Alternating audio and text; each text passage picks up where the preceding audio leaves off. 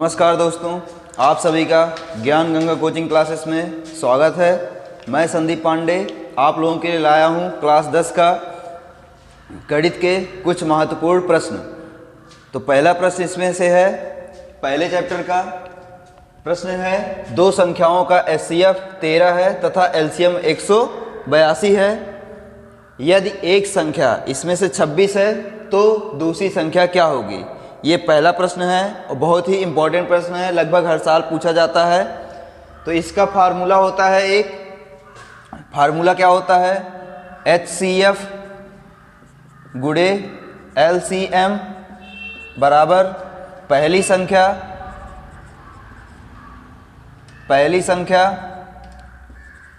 गुणे दूसरी संख्या। ये इसका फार्मूला होता है।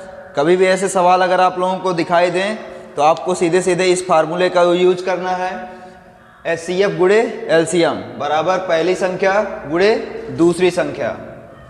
तो इसमें पहली संख्या रखेंगे, 2 नंबर दिया है जिसका HCF कितना है, HCF 13 है, 13 रखेंगे, गुणे LCM कितना है, LCM है 182 रखेंगे, बराबर पहली संख्या कितनी दी गई है, पहली संख्या दिया गया है 26 गुणे दूसरी संख्या। दूसरी संख्या हमको क्या करना है, ज्ञात करना है दूसरी संख्या। अब यहाँ देखो, ये दूसरी संख्या, ये जो भी चीज़ पक्षांतर होती है अगर गुणा में होती है तो इधर आके क्या हो जाएगा, भाग हो जाएगा। तो ये गुणा में है, इधर लाके भाग कर देते हैं तो ये हो जाएगा 113 गुणे 182 बटे 26। इसको हल करेंगे तो ये बराबर किसके हो जाएगा, दूसरी संख्या के बराबर हो जाएगा। दूसरी संख्या के बराबर हो गया। अब देखो एलसीएम ले लेते हैं, 13 1 के 13, 13 दूना 26, काट देते हैं इसको। उसके बाद 2 9 18, 2 1 के 2। तो दूसरी संख्या कितनी आ गई, 91। दूसरी संख्या कितनी आ गई, 91 बराबर दूसरी संख्या। तो दूसरी संख्या कितनी आ गई, 91। तो कभी भी ऐसे सवाल आपको अगर दिखाई दें तो आपको क्या करना है, HCF गुणे LCM बराबर पहली संख्या गुणे दूसरी संख्या बराबर, ये फार्मूला यूज करके आप ऐसे सवालों को हल कर सकते हैं। चलिए बढ़ते हैं अगले प्रश्न पे। प्रश्न संख्या 2। प्रश्न संख्या 2 में क्या बताया गया है, प्रश्न संख्या 2 में ये बताया गया है, दो वृत्तों की परिधियों में 2:3 का अनुपात है, उनके क्षेत्रफलों का अनुपात कितना होगा? ये दूसरा प्रश्न पूछा है, हर बार आता है ये प्रश्न। तो माना इसमें इसका हल देखते हैं, इसका हल किस प्रकार से लगाया जाएगा सवाल। माना पहले वृत्त की त्रिज्या कितनी है, R1 तथा दूसरे वृत्त की त्रिज्या कितनी है, R2। तब इनकी परिधियों का अनुपात, वृत्त की परिधि होती है, वृत्त की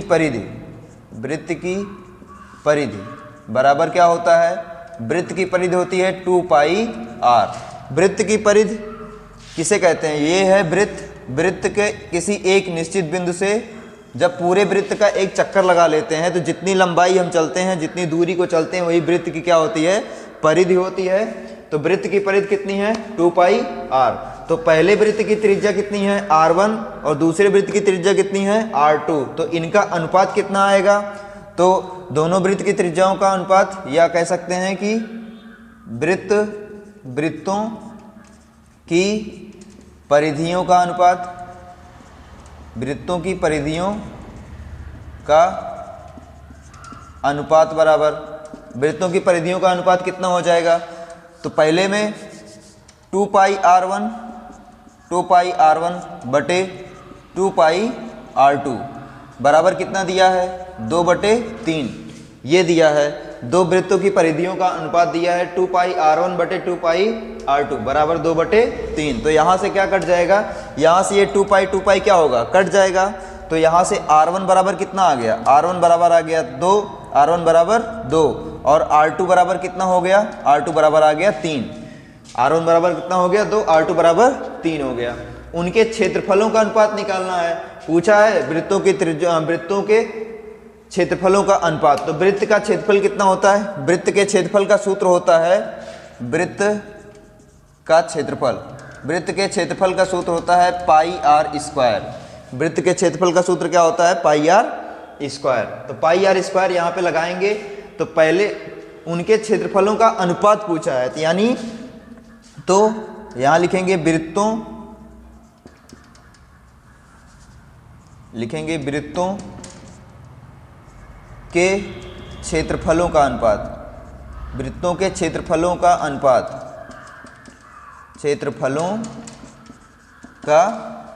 वृत्तों के क्षेत्रफलों का अनुपात क्या निकल के आएगा? अनुपात, वृत्तों के क्षेत्रफलों का अनुपात यानी पाई R1 का स्क्वायर बटे पाई R2 का स्क्वायर।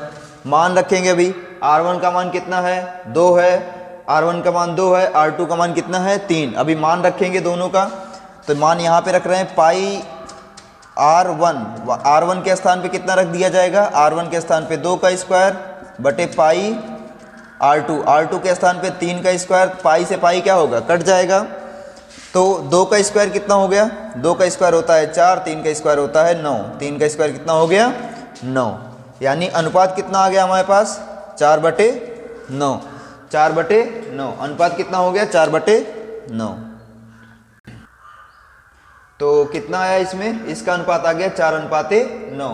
तो ऐसे सवाल अगर दिखाई दे तो पहले क्या करें? दो वृत्तों की परिधियों में 2:3 का अनुपात दिया गया, उनके क्षेत्रफलों का अनुपात कितना होगा ये पूछा है। तो इसको एक बार फिर से समझा देते हैं, पूरा सवाल ध्यान से सुनना। माना पहले वृत्त की त्रिज्या कितनी है? R1 ये मान लेते हैं, तथा दूसरे वृत्त की त्रिज्या कितनी है? R2 ये भी मान लेते हैं। वृत्त की परिधि का फार्मूला होता है 2πr। तो अब देखो, दो वृत्त की परिधि का अनुपात दिया है, तो वृत्तों की परिधियों का अनुपात कितना हो जाएगा? 2πr1/2πr2 ये हो जाएगा। और जो हमको कितना दिया है? ये दिया है 2:3 हमको दिया गया है, जहां से R1 बराबर कितना आ जाएगा? 2 और R2 बराबर कितना आ जाएगा? 3। फिर वृत्तों के क्षेत्रफलों का अनुपात पूछा है, तो वृत्तों के क्षेत्रफलों का अनुपात, वृत्त का क्षेत्रफल का फार्मूला कितना होता है? वृत्त के क्षेत्रफल का फार्मूला होता है पाई आर स्क्वायर वाला फार्मूला लगाएंगे। फिर यहाँ से अनुपात निकालना है तो हमको बटे में लिखना पड़ेगा। तो 2 पाई R1 का स्क्वायर बटे पाई R2 का स्क्वायर। तो यहाँ पे मान रखेंगे, पाई से पाई क्या हो जाएगा? कट जाएगा। R1 के स्थान पे 2 रखेंगे, R2 के स्थान पे 3 रखेंगे, तो हल करेंगे तो 2 का स्क्वायर 4 हो जाएगा, 3 का स्क्वायर 9 आ जाएगा। तो अनुपात कितना हो गया? 4:9। आगे बढ़ते हैं क्वेश्चन नंबर 3 पे। क्वेश्चन नंबर 3 में क्या बोला है? यदि साइन A बराबर 1/2 है तो cot A का मान ज्ञात करना है। ये NCERT कक्षा 10 का चैप्टर त्रिकोणमिति से पहला सवाल ये सवाल है। त्रिकोणमिति के सवाल बहुत आते हैं, तो इसमें पहले बोला है साइन A बराबर 1/2 और cot A का मान हमको ज्ञात करना है। इसको हम देखें 2 प्रकार से लगाएंगे, 2 प्रकार से लगा सकते हैं। पहला प्रकार देखिए, पहले तो हम सीधे फार्मूले पे लगाते हैं। पहले क्या होता है? साइन थीटा बराबर, या साइन थीटा बराबर आप लोग जानते होंगे, साइन थीटा बराबर होता है लंब बटे कर्ण। क्या होता है? लंब बटे कर्ण। तो लंब कितना दिया है हमारे पास? लंब दिया है 1 और कर्ण कितना दिया है? 2। तो अभी हमको निकालना पड़ेगा cot A बराबर क्या होता है। अब देखिए cot A बराबर क्या होता है? cot थीटा बराबर मान लेते हैं। cot थीटा बराबर कितना होता है? cot थीटा बराबर होता है आधार बटे लंब। cot थीटा बराबर होता है आधार बटे लंब। अब हमको चाहिए क्या? लंब पता है, लंब कितना है? 1, कर्ण कितना है? 2। लेकिन हमको पता करना है अभी आधार, क्योंकि हमको cot में आधार चाहिए।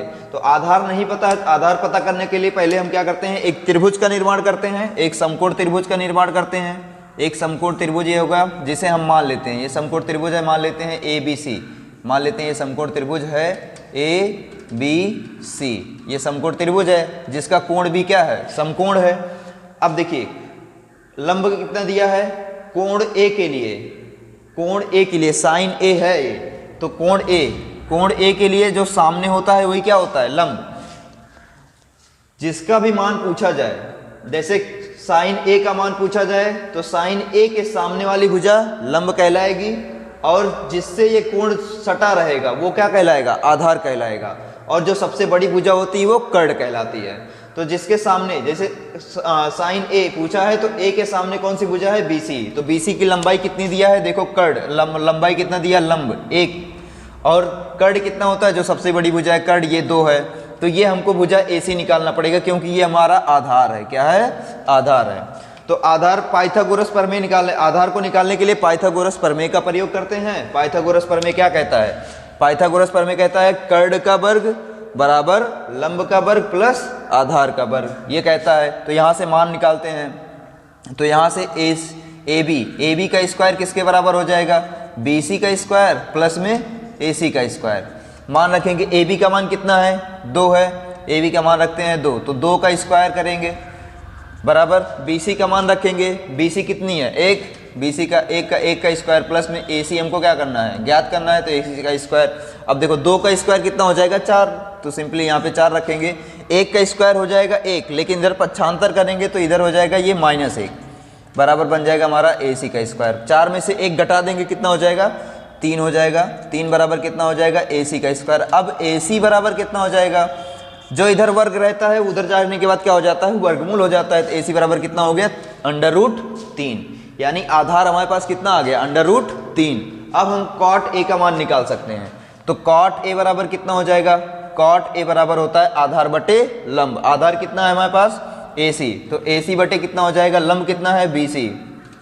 ए सी बटे बी सी करेंगे तो कॉट ए बराबर कितना हो जाएगा? ए सी का मान कितना है? √3। √3 बटे बी सी का मान कितना है? 1। तो अब देखो कितना आ गया? कॉट ए बराबर √3 आ गया। कॉट ए बराबर कितना आ गया? √3। अभी ये पहला सवाल, ये पहली विधि थी। अब इसी की दूसरी विधि देखिए। दूसरी विधि कैसे करते हैं? दूसरी विधि में हम साइन ए बराबर क्या कर सकते हैं? साइन ए बराबर हमको दिया है कितना? 1/2। निकालना कितना है? निकालना हमको कॉट ए का मान। तो क्या करेंगे यहाँ पे देखिए, कॉट ए का मान हमको निकालना है। तो दूसरे तरीके से कुछ अलग सोचते हैं ना। दूसरे तरीके से हमको कॉट ए का मान क्या करना है? निकालना है। क्या अगर हम ए का मान पता कर लें? अगर हमको ए का मान पता चल गया, ए क्या होता है? साइन, जो त्रिकोणमिति का जो साइन ए होता है, इसका कोण होता है। अगर इस कोण का मान पता चल जाए, ए का मान पता चल जाए, ए का मान यहाँ पे ला के रख के तब इसको हल कर सकते हैं। अब देखो कैसे हल कर सकते हैं। यहाँ 1/2 है, तो साइन ए बराबर 1/2 साइन थीटा कितने का मान होता है? तो साइन कितने का मान होता है? ये साइन 30 अंश का मान होता है। कितने अंश का मान होता है? 30 अंश का। तो क्या 1/2 के स्थान पे हम साइन 30 अंश रख सकते हैं? तो 1/2 के स्थान पे हम साइन 30 अंश रख देते हैं। साइन 30 अंश, साइन से साइन क्या हो गया? कट गया। ए बराबर कितना आ गया? 30 अंश। ए बराबर 30 अंश आ गया। अब कॉट ए के स्थान पे हम रख सकते हैं 30 अंश। तो यहाँ पे रखेंगे कॉट ए, कॉट 30 अंश। तो कॉट 30 अंश का मान कितना होता है? √3 होता है। तो सीधे सीधे क्या कर लिए? देखिए ये दूसरी विधि थी। दूसरी विधि कितनी सरल और छोटी है। दूसरी विधि में आपको सीधे हल कर सकते हैं मान, लेकिन इसके लिए आप लोगों को याद होना चाहिए। इस त्रिकोणमिति के सारे मान आप लोगों को याद होने चाहिए। त्रिकोणमिति के आप लोग मान याद कर लेंगे, ठीक है। चलते हैं आगे बढ़ते हैं क्वेश्चन नंबर 4 में। यदि दो त्रिभुजों की संगत भुजाएं 2:3 के अनुपात में हैं तो उनके क्षेत्रफलों में अनुपात क्या होगा? ऐसे इस सवाल को लगाने के लिए, त्रिभुज के सवालों को लगाने के लिए आपको क्या होना चाहिए?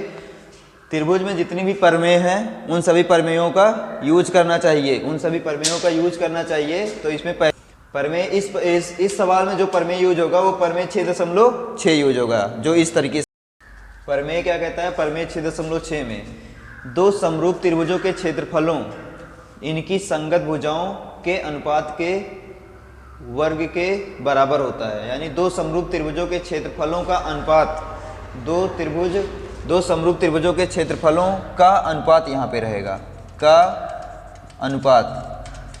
अनुपात दो समरूप त्रिभुजों के क्षेत्रफलों का अनुपात इनकी संगत भुजाओं के अनुपात के वर्ग के बराबर होता है। पहले इस प्रमेय को समझ लीजिए, फिर उस सवाल पे चलते हैं। पहले प्रमेय क्या कहता है? प्रमेय मान लेते हैं दो त्रिभुज इस प्रकार से है। तो एक त्रिभुज ABC है और एक त्रिभुज PQR है।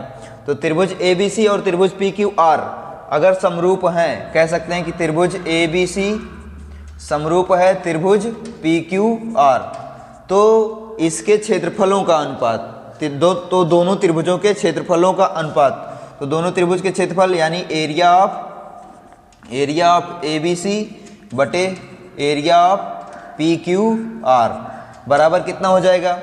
तो इनके संगत भुजाओं के वर्ग के बराबर होगा। संगत भुजाओं के वर्ग के अनुपात के बराबर होगा। संगत भुजाएं कैसी? जैसे AB बटे PQ, AB का स्क्वायर बटे पी क्यू का स्क्वायर, इसके बराबर होगा। दूसरी कौन सी संगत भुजा है? दूसरी संगत भुजा ए सी का स्क्वायर बटे पी आर का स्क्वायर, तो पी आर का स्क्वायर हो जाएगा। तीसरी भुजा कौन सी है? तीसरी भुजा बी सी का स्क्वायर बटे क्यू आर का स्क्वायर। तो ये परमेय कहता है। परमेय 6.6 एक बार फिर से बताते हैं क्या कहता है। दो समरूप त्रिभुजों के क्षेत्रफलों का अनुपात इनकी संगत भुजाओं के अनुपात के वर्ग के बराबर होता है। एक त्रिभुज ABC दूसरा त्रिभुज PQR है, तो त्रिभुज ABC समरूप है। यदि त्रिभुज ABC समरूप है त्रिभुज PQR, तो इनके क्षेत्रफल का अनुपात त्रिभुज ABC एरिया ऑफ ABC बटे एरिया ऑफ PQR बराबर AB का स्क्वायर बटे PQ का स्क्वायर बराबर AC का स्क्वायर बटे PR का स्क्वायर बराबर BC का स्क्वायर बटे QR का स्क्वायर, ये बराबर होगा। अब इस सवाल पे चलते हैं।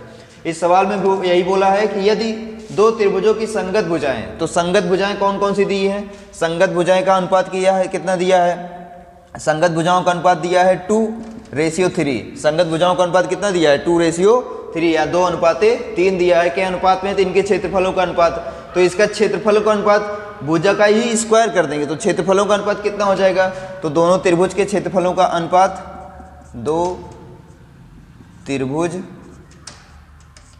या कह सकते हैं दोनों त्रिभुजों के क्षेत्रफलों का अनुपात, क्षेत्रफलों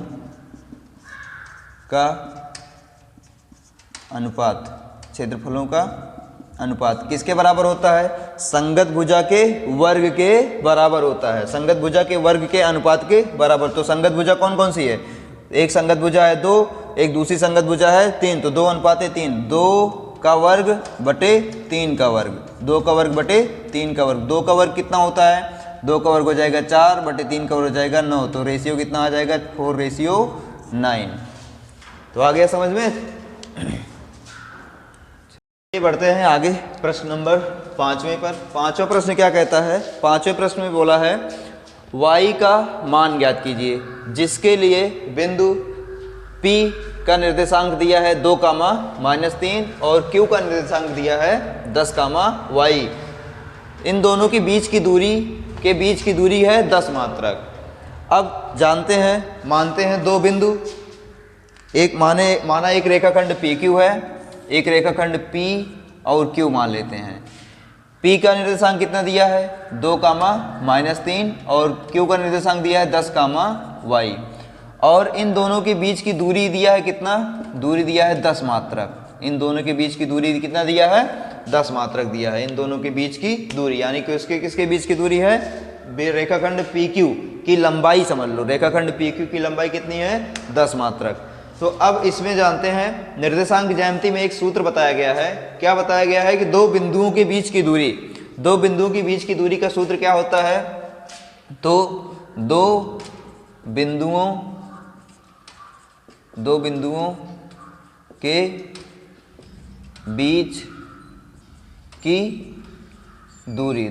के बीच की दूरी का सूत्र क्या होता है? √x1 - x2 का whole square plus y1 - y2 का होल स्क्वायर। ये होता है दो बिंदुओं के बीच की दूरी का सूत्र। इसको हम दूसरे प्रकार से भी लिख सकते हैं। क्या?